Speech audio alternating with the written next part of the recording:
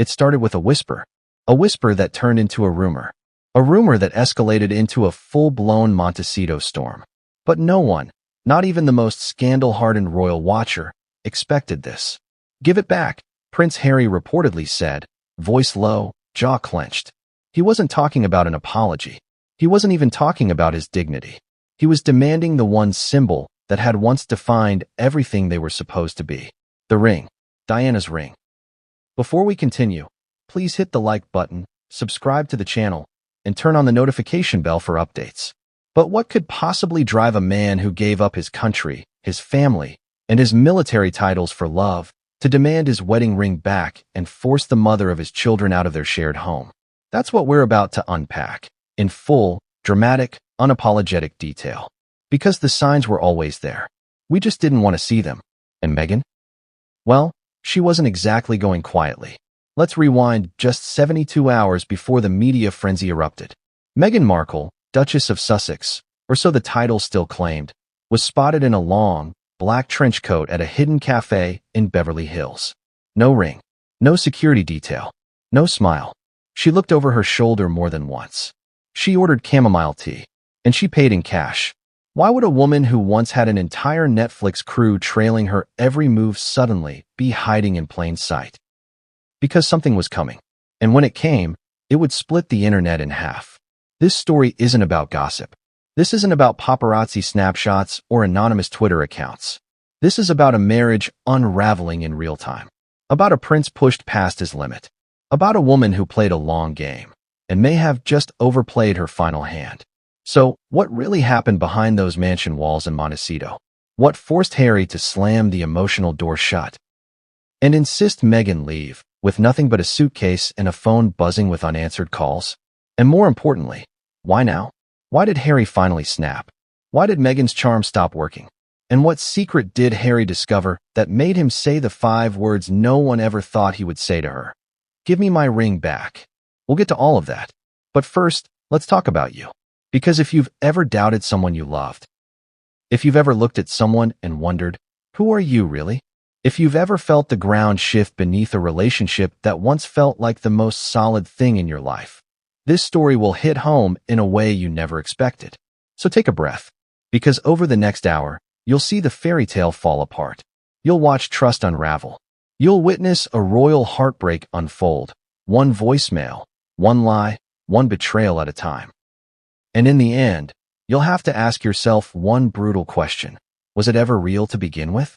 Let's begin with a moment so raw, so loaded, so emotional. It's almost hard to believe it actually happened. Picture this.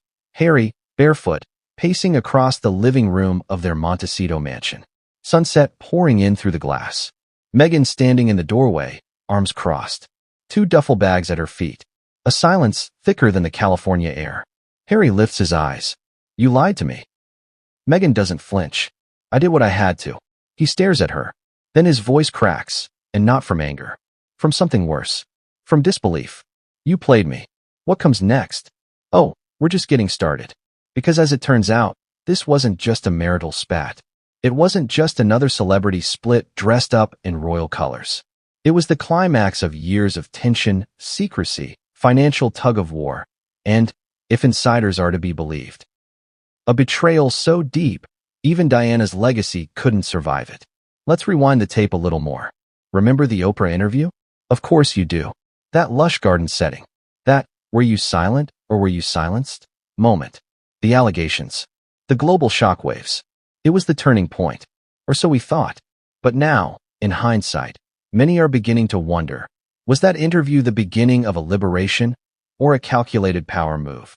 Because since that moment, the narrative shifted. Meghan was no longer just the outsider, the misunderstood duchess. She became the face of royal resistance, the woman who dared to speak out, the warrior. But every warrior has an enemy. And sometimes, the enemy isn't a palace or a press tabloid. Sometimes it's the person sharing your bed. There were whispers, even back then, about Meghan's control over the Sussex brand, about the carefully staged moments, about her obsession with optics, with headlines, with staying relevant. But Harry ignored it all, defended her, cut off his own brother, risked everything, until the day he didn't. And that day came not with a bang, but with a notification. That's right. According to sources close to the Sussex's staff, it was a simple notification on Harry's iPad that set everything in motion. An email from an offshore bank, not addressed to him, but flagged by the household system as suspicious. The name on the account? M. Markle. The recipient? Not listed. The transfer? 6 figures. Harry saw it, froze, blinked, then stared at the screen for 10 minutes. He didn't move. He didn't speak. Then he whispered, "Why didn't she tell me?" And just like that, the castle of sand began to collapse. Now, let me ask you something directly. Have you ever caught someone in a half-truth? That moment, that exact moment, where your brain doesn't want to believe it, but your gut won't shut up? That's where Harry was. And he didn't sleep that night. Instead, he started digging. Bank records, phone logs, archived voicemails.